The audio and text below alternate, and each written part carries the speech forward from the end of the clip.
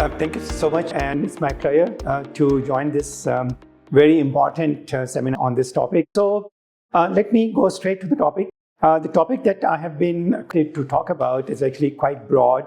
As you know, it talks about three important parts of the design workflow, and it also talks about the development from past, present, and future. So I will try to talk about both, try to combine these two things together in a way that we can understand how things are developing and where they are going. So let me start. So the first thing that I want to emphasize is that the past, present, and future are actually not distinct time domains. These are overlapping, because for some people what is present, if for others is past, for others is future, because people who are on the cutting edge, for them they're already in the future of the technology. Some people are in the present, and some people still left behind following the old method. So past, present, and future doesn't mean time only. It also means the development stages of our profession and ourself. So when we are talking about this one, you will find that some of the things we talk about may be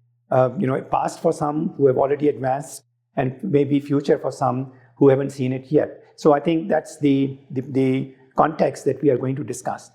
Now, because we're talking about the past, present, and future, so I think we must start from the beginning as far as we can know the built environment.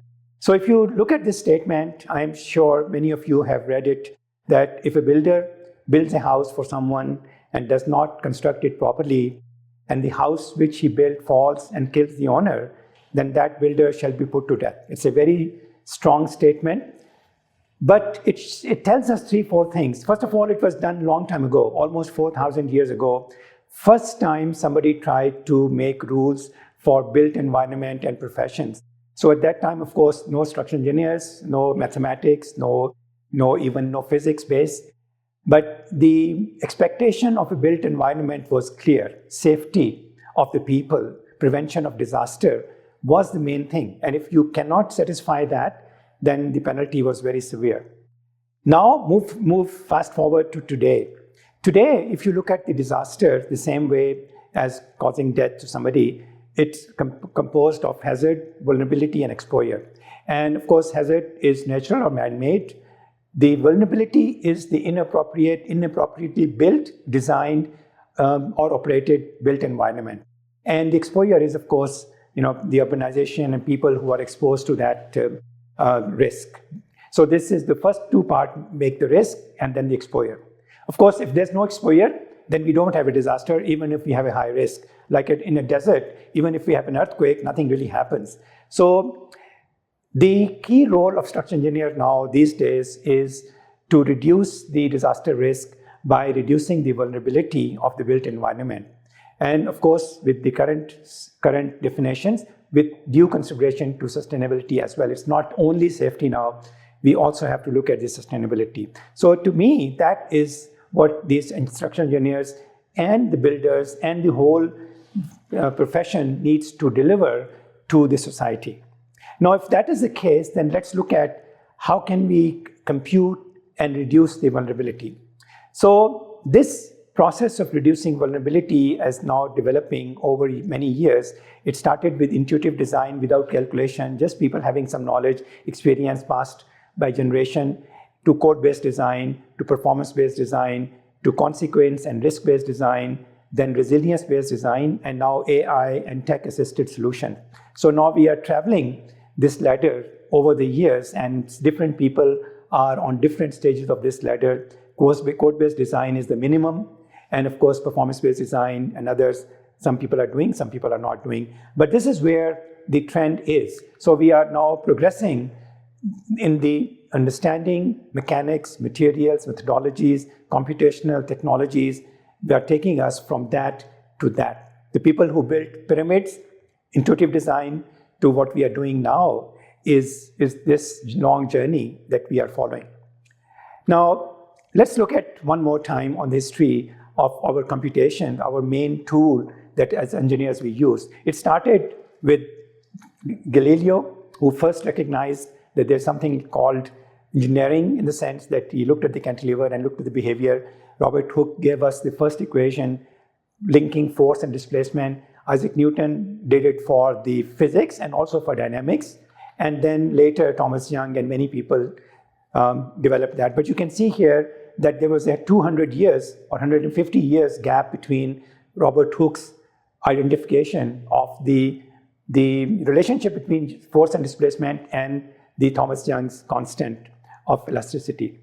And then if you look at these people one more time, Robert Hooke and Newton were almost the same time. One looked at the displacement of things which are fixed and deformable, and Newton looked at the displacement of rigid bodies, not deformable but can free to move. And then those two laws combined together to give us the first combined equation for equilibrium, dynamic equilibrium, including the effect of damping, stiffness, and mass. And then this one later, we modified it to include the effect of ground motion. So we were able to solve earthquake-related hazards and dynamics together by combining the basic concepts. And then we realized that the response is not as what Robert Hooke envisaged, linear. It is nonlinear because we observe that things break and bend and deform, not at the same rate. So the nonlinearity came in. Nonlinearity added to the linear equation for dynamic equilibrium, gave us the nonlinear equation for dynamic equilibrium, and then we specialize it to ground motion. So basically, the math is complete now. We have the equations that describe the equilibrium of things in dynamic motion, including all the important parameters in there. So the computational tools are there. Then we have the software that implement these equations and give us the solution. So that means we are now in a situation where we have the basic tools.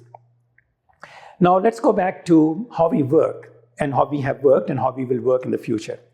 So in traditional structural design workflow, we actually, as you know from the concept, developing systems, preliminary design, detailed design, and then coordination with other disciplines, with architects, with highway engineers, and so on. Then we're making construction documents, then we get the reviews and approval from the government and other agencies, and finally, we do the construction management. So that's what most of us will do as engineers. But let's focus on the first part of conception with preliminary and detailed design, especially detailed design, because that's where we spend most of our time and effort.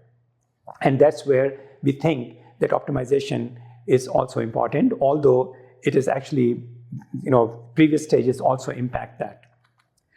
So if I look at now building design workflow, let's say using ETABS, and then you'll see that from the architecture, you will create a structural model, you will select the building system, floor, shear wall system, frame system, whatever. You do the system selection, do the preliminary sizing, then you define the material properties. Unfortunately, in our profession, we need to have the answers before we can have the answers. That means we are looking for the design of the frame, but before that, we already need to know the size of the frame and the material to be used. And this is the iterative process that makes our job very hard, and no direct solution is available. From there, after those assumptions, we make the geometric model, we do the structural analysis from there, and then from that, we do the design. And once again, design is not really design, it's more like a capacity check. And we'll come back to that in a minute. And from there, we then get the reinforcement for a concrete building, and we make the drawings, and finally, we make the final specifications and drawings that will be sent to the site. So what we need is at the last step, but it already requires most of this information to be known, even for doing our workflow, and that makes it iterative and non-optimized. Now, if we go back to the time, because we are trying to combine the present, past, and future, and also the workflow. So when I started working, and maybe some of you started at the same time, like 40 years ago, all we had was design guidelines, handbooks. So if you have a problem, you go to a design handbook, and then you find the ready-made solution, no calculation mostly required, because everything is tableized or in diagrams, and you get the ready-made solution, and you're done. And very little could be done, because you could only do what was in the handbooks. And if something not in the handbook, normally you couldn't solve it. Then we have the software coming in, and then we have several progression from stepwise design of structures. I'm not going into the details. You can look at this later.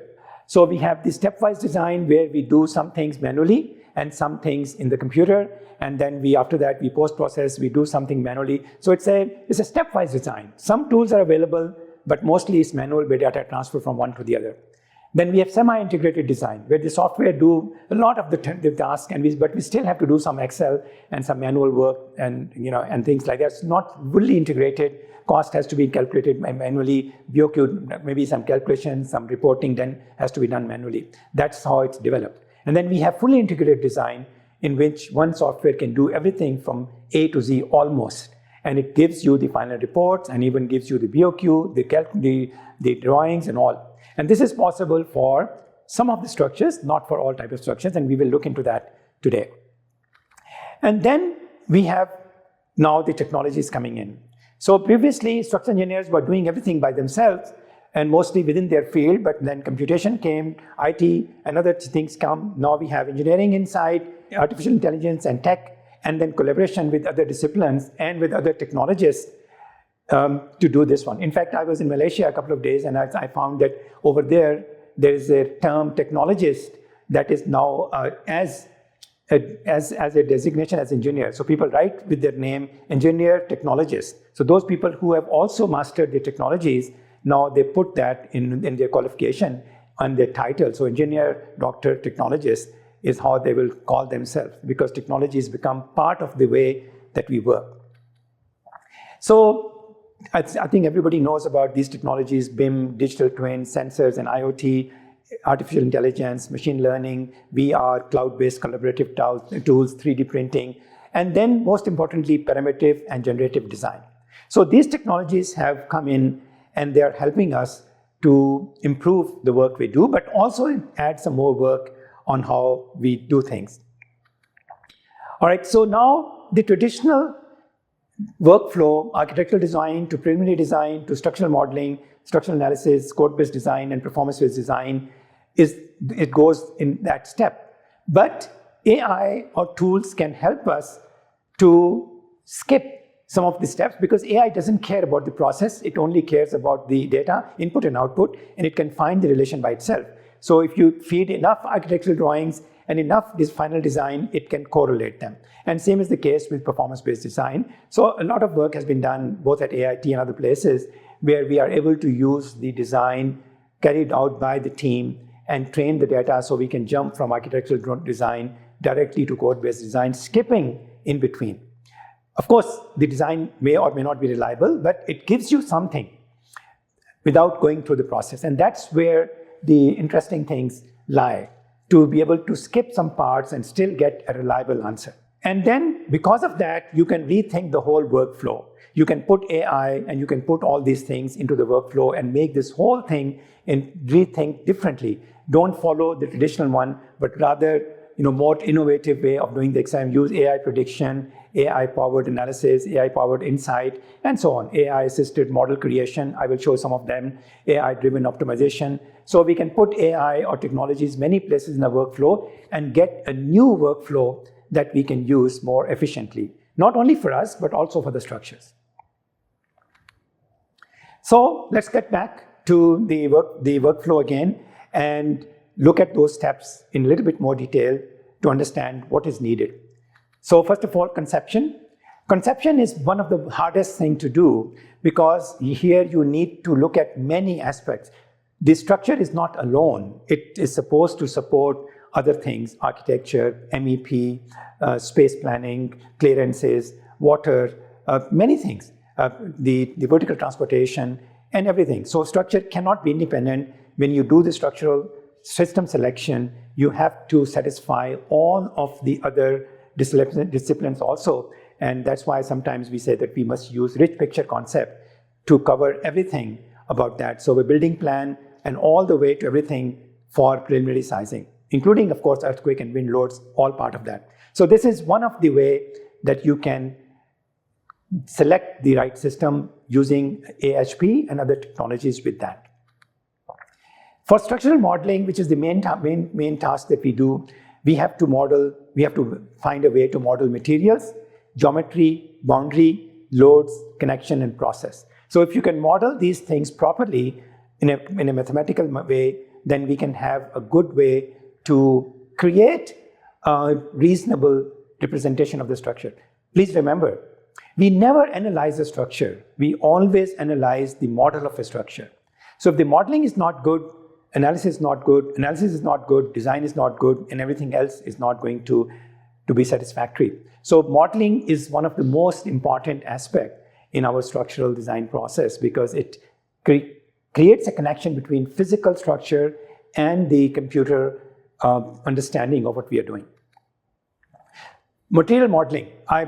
Please don't worry, I'm not going to go into detail. I'm just giving you the idea that this is one of the hardest things we have to do. We still don't have enough good material modeling techniques, and we always assume very simple material models. Just, we assume that it's a linear elastic model of a material, but actually the material is very complex. As you can see here, it is isotropic, orthotropic, anisotropic. It has a nonlinear stress strain curve. It has a matrix connecting this one. So it's a very complex phenomena, including confinement and many things. So this is one area where structural engineers make the most simplification, and this is the area which requires most attention in the future. So material modeling is the first one. Second one is geometry. And this is again a challenge because previously the software were very simplistic, so you could only do very simple representation, but now software have a lot of flexibility and they're directly linked to the CAD systems or Revit or whatever. So engineers are able to import the architectural geometry into structural engineering programs. But that should not be the structural model, because structural model have to be aware of what is important, what is not, and we should just model enough. We should not model something which is not of relevance to structural, and do not miss anything that architect may not have modeled. And one of those things is the foundation, which I will talk next. So modeling the geometry is very important, and it has progressed a lot, and I will show you examples in a few minutes. For example, this one is a traditional, if you're talking about steel structures here, if it's a portal frame, then the center line modeling has been very popular, where you just model the center line of the frame. And this center line will then be used to create a model like that. In the beginning, we have nodes and elements connecting them and a table for nodes and coordinates and all. And you use an average section properties, even though the section may be tapering. And then you have segmented element model where each portion of the frame uses a different property. But as you can see here, it doesn't really represent the geometry properly because the centerline model is not going to capture the reality of the tapering portal frame. But we have been using it for a long time in the past. Then we now have new programs like SAP and ETABS, which are able to adjust the geometry using the non-prismatic sections and the offsets and so on, and many things that you can make the model look almost the same as the real structure that we are trying to model. So we can model those variations using the frame element, but with adjustments on the properties, on the section, on the insertion point, and many things many of you know already. So this is a major step forward in the current stage, where we can modify the geometry to match with the reality where it is important. And then we have an option. We can use a line element or a frame element, or we can use shell element. The disadvantage of the frame element, the shell element, is that it's more complex, very difficult to do if you do manually, but it has a lot of advantages. It can do the local stress concentration, handle the local buckling, and so on. So this is the difference between a simplified model, which is a frame model for the same frame, or a complete shell model of the section with refined meshes at the edges and so on, so we can capture the behavior more accurately. And this is one difference that you can have between different levels of modeling.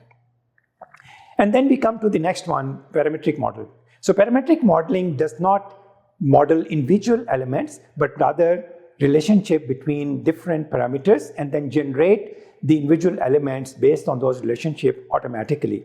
Of course, the advantage is that if you change one parameter, the model gets updated automatically everywhere. And this is a huge development forward. Since we have started having parametric modeling, we are able to create more models, complex models, and modify them and study them and optimize them much better than we could do earlier, because we can run several options of parameters and then compare them. And this is just a quick way, in a tool, for example, you can see that people can use the parametric modeling, and it can automatically change the width and the length of the frames very quickly by linking them to some parameters. So that's how the parametric modeling will work, by creating relationship between different parameters. And people can use that parametric modeling technique and create a new workflow in which the structure is first parameterized, then we generate a model, then you link through API to analysis software, then link through API to output, then do some scripting to do the design. So engineers who are advanced in their work can write their own scripts and own systems using parametric modeling software, analysis software, design software, optimization software, so cost software together through APIs and scripting and programming. And this is where a lot of the scope for optimization and improved design workflow lies. But it requires a deep understanding of the parametric modeling and the tools that we use, plus the API programming and scripting and programming like Python and so on. And here we can show that through this example, that we have this one where we use the parametric model in Dynamo in one software, with linking all these things for a whole building. And then after you're done with the final parameterization, you create the model and you pass it on to SAP 2000, for example, and then where you can then run it, and then you can get the analysis done. So that's one way to link the parametric modeling in traditional tools, in the separate tools, with software, and using two separate tools, but connect them together through APIs and scripting. So this is a great way to create complex and parametric models, both for optimization and for system studies and comparison. Then we go to modeling of boundaries. And this is where I was mentioning that we sometimes do not spend enough time, because we just assume that the boundaries are simple pin or roller, when in reality, all foundations have some stiffness, and we need to model that. And that's the wrong, and that's the right way to do that. And also the soil modeling has a lot of other parameters in terms of the layers and ground motion and so on. So soil structure interaction is another area where not handled properly. Structural analysis, on the other hand, is pretty much now in the program. So software like SAP and others have so many analysis methods, so many analysis types. So analysis methods have gone from moment distribution to all the way, and we have so many analysis types that we can choose from. And I can just quickly show you how that works. Design, on the other hand, is still lacking a lot, because design is mostly a capacity check. We don't have a direct design to get from A to output. And this, if you look at the process, the analysis is on the top and capacity check is at the bottom. And all we are interested in is finally a DC ratio. So demand to capacity ratio is the design output, most of us. So we rate the DC ratio less than 1 to be safe, more than 1 to be unsafe. And we can then use that for design optimization by optimizing the DC ratio and the material utilization. But optimization is much bigger than just DC ratio, because we have to look at efficiency, effectiveness, and value. And this whole pyramid, we can break it down into many steps. Optimization, for example, is just finding the optimum value of one variable against the objective. And then a variable, and the minimum value will be optimal value. But normally, this will not give us a system optimization. We can only do local optimization, but global optimization is much more complex. So efficiency, optimization, effectiveness, we need to study these three things together to understand the problem completely. And we have to do the efficiency at all levels: materials, production, components, and system. Not just optimize the material, but everything on the workflow. So cost and performance can then be linked. We can make the optimization in such a way that we can reduce the cost and increase the performance at the same time. That will be the most optimum solution, or most cost-effective solution. And then finally, we can link it to utilization ratio. For example, the DC ratio, distribution of the structure, how many members, how many percentage of members are fully utilized, how many are unsafe, and so on. So the best thing will be if we can keep most of the members in the highly utilized range of 0.5 to 0.7 or 0.7 to 1 DC ratio. So if we can get our structure there, that means we have a very cost-effective design and close to optimization. an effective one. And of course, then we can add about other things, for example, the different aspects of carbon emission and so many things into this analysis. So let's demonstrate all this through an example. So I'll go a little bit fast. So I've taken a simple structure, a steel warehouse building, to demonstrate the various stages of the development in the design process. So if you go through the manual full design, you would choose one frame, you will go to some book or handbook, look at the formula, calculate the bending moments, then go to a table and select the section. That's what you would do manually without any computer. Software assisted design is that you will take one frame in the beginning, create a 2D frame, analyze it, and then design it using some of the design tools for the section designers. This is an example from SYS designer that we developed a long time ago. So that's how the software assisted design works in the past or also in the present in some places. And then we have the integrated design like SAP 2000. So if you're using SAP 2000, for example, for the same building, you can create the entire building into one 3D model rather than using separate models. And then you can apply the loading, calculate all the loading, and apply the loading, all the frames with different wind loadings and all. And then you can see that you have an X direction, Y direction wind loading distributed properly based on the code equation. It's a lot of time is required to do this one. And then you analyze it, you get the bending moments in various components, and then you get the DC ratios, and then your design checks are performed, and the whole thing is integrated. And you can also do some optimization, for example, auto selection of sections, optimize for deflection, optimize for natural period, or optimize for weight. So this can be done within that program. So that's the integrated design. Now let me come to fully parametric modeling and design, which goes one more step beyond what we have seen in the previous one. Here we combine the parametric modeling with the entire design process. So we can start with something, and we have templates where you can modify the templates, material from the libraries, you can choose from there, and then you can just set the parameters into the structure, and the structure, like I showed you earlier, the parametric model is created. The advantage is that we are using parametric modeling within the software. We don't need another software. So you can model all of the kind of variations in a model, both for the geometry, from the section selections, from the way the purlins and bracing is done. So then you can observe the changes immediately. You can model the sag rods, you can model all of the components, the window framing. So the structural model becomes very close to the real structure. And that's the biggest advantage. You can even model the foundation, which will be automatically converted into the soil springs. So now you have a complete parametric model of the building in the same environment. Next step is the automated, next one is the automated load calculation.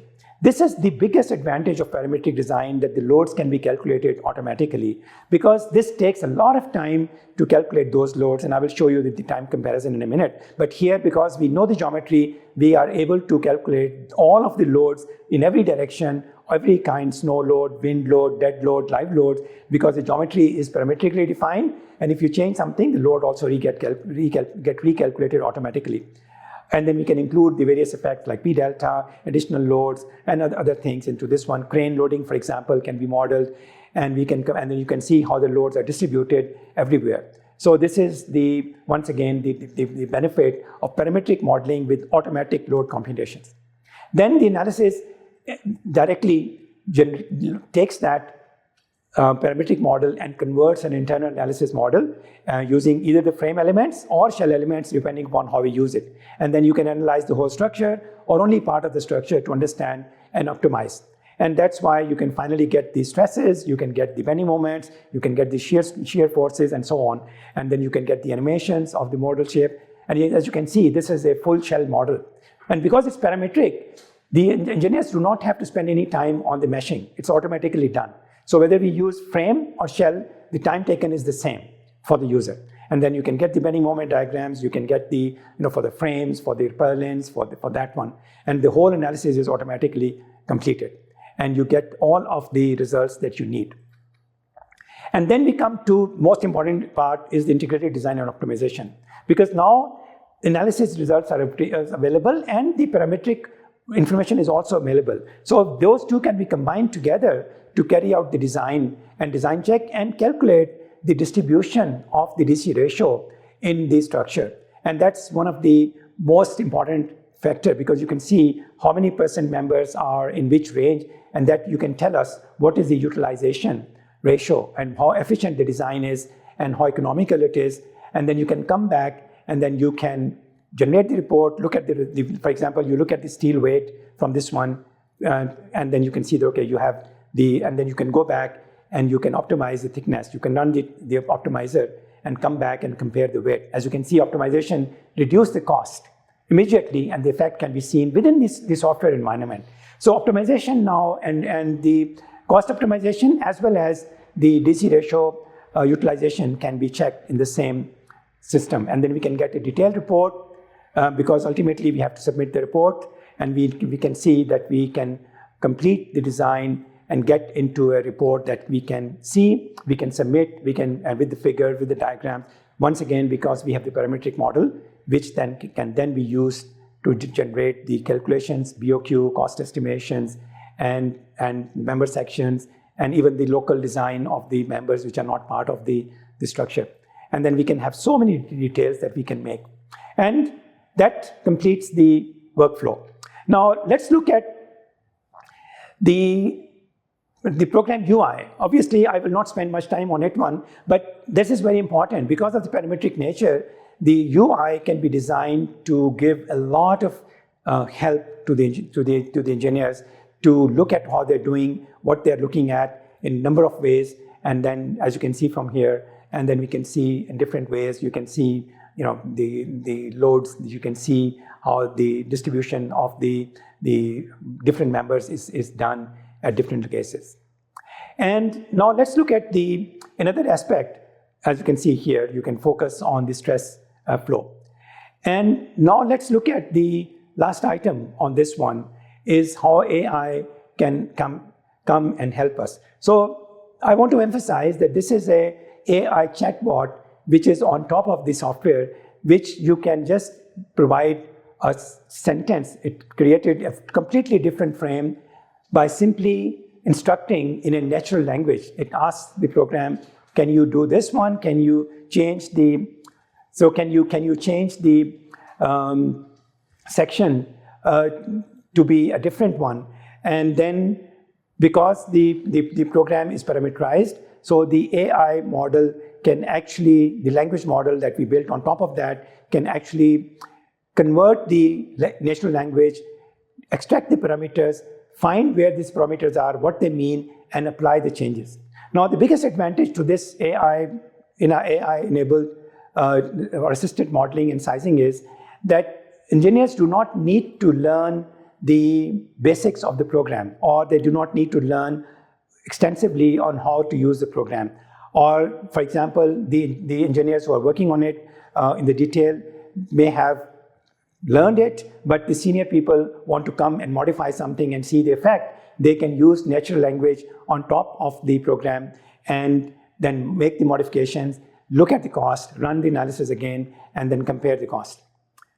So so now let's look at the design time efficiency, because ultimately what we are looking for is how all of this work can create efficiency and optimization both in the structure as well as in the time of the engineer. Now, we have seen that the efficiency of the structure is represented by 3-4 key parameters. The first one is DC ratio. That means we must make the DC ratio of the members acceptable, but at the same time, most DC ratios should fall in a good range. That means they should be between 0.7 to 0.9 or more than 0.5. So that's the second efficiency optimization we can do by changing these sections automatically or through the optimization algorithm in the program by giving the limits on that one. The other one is the cost that we have already seen, that you can just look at the cost and then you can run the optimization one time, see the cost drop or go up, so we can run many times. Now, the one that I want to focus now is on the efficiency of the time of the engineers. So this is a comparison between a traditional modeling and analysis of the same building using, let's say, SAP 2000, and the second one is the parametric way of doing it using AI a little bit. And you can see that the time difference between doing these two design. One, it takes about 20 hours. Second one takes about 2 hours. So you can see that there's a 10-time reduction in the time required to do the same workflow. And not only that, but get much more answers. Because in the traditional one, optimization could not have been done. Because if you modify something, you have to do everything again. But in the parametric way of doing things, or integrated parametric way, with assistance from little bit assistance from AI, we can actually reduce the time significantly. So this is the design efficiency. So now, this structural engineering, we have to remember why we are doing all of this. And that brings us back to our mission. And we have to remain true to the mission of the engineer. And that means we have to design with intelligence, human and artificial, and not just calculation. That means the AI and technologies should not and will not replace engineers, but they may redefine the work that we do and how we do it. And that's what I have shown you in many slides, some a little bit hurriedly. But the point is that the future engineers should focus less on solving equations, which the programs can do much better, more on framing the problems, exploring the options, and validating the solution. And that's where all of the improvements in the workflow that I showed you, improvement in the parametric modeling that I mentioned, improvement in the way that we can study several alternatives that I mentioned, and of course, the use of the AI. So one of the advantages of AI that we have now is that we can train AI not only on the data which is available, but also on the data which we can synthetically generate. That means, for example, you want to train an AI solution to this AI solution to this building that we design. The engineers can use the same program and run, let's say, 5,000 or 8,000 or 10,000 different variations of this type of building, and automatically put and then get the results from that, and then train the AI model in such a way that those parameters that we have for the building are linked directly to the cost. So if we develop that parametric relationship through AI, then the AI engine can predict the final output without going through the process. Because this is generated using valid data, that means engineering calculations are already satisfied, the DC ratios are already satisfied, the optimization is already satisfied.